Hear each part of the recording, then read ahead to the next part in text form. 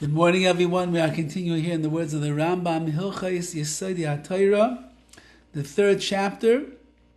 Today we're going into Ois Gimel number 3, and we are on actually at Ois Beis number 2, and we are in the astronomy lesson that the RAMBAM is giving us. And again, as we mentioned last time, to give us a broader perspective of the infinite, gigantic world that of Hashem, how vast and how miraculous is the universe, how far-reaching it is, which the human eye certainly cannot see, even with the highest microscopes and the like. There's a lot that we are missing, and it gives us an appreciation of the true godless, the greatness of the Rebbeinu Shalom himself. And he writes, again, he were talking about these different galgalim, the spheres, the moon and the sun and the planets and the like. And now he says, Kol Galgal v'Galgal, all of these spheres, Mishmona Galgalim, from the 8 that we mentioned, Shebena Kochavim, which is referring to the stars and the planets, Nechlak v'Galgalim Harbe, they are actually divided up into many, many different spheres. Zeh l'mayla mizeh kemo gildei b'tzelem, one above the other, almost like the layers of an onion. So there's a lot, says the Rambam, that we can't even see. It's just peel away the layers, you'll see more and more and more and more how deep and vast that universe is. Mehen galgalim seivim mimarav milamizrach. There are those spheres that revolve from west to the east.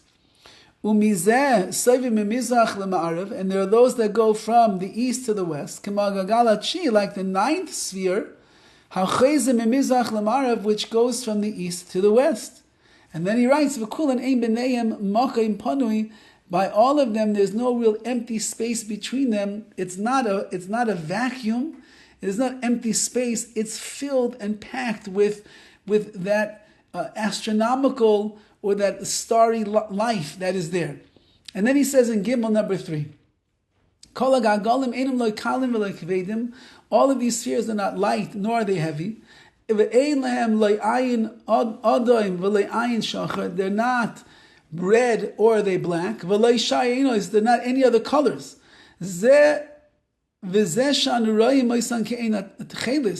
Even though to us it looks like the color of techelis, like a bluish green. The only reason it looks like that is our perception, because they're so high up there in the atmosphere. So too, they have no flavor, they have no smell. They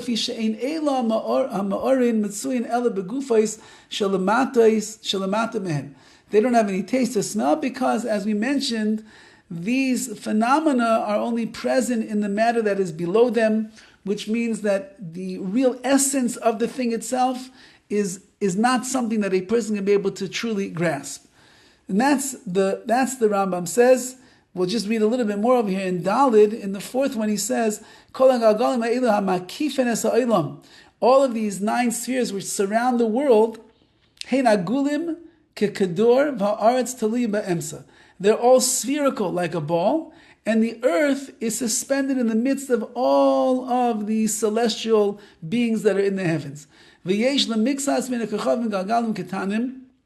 Some of the planets have small stars, which are positioned and revolve around them. And the spheres don't surround the earth. However,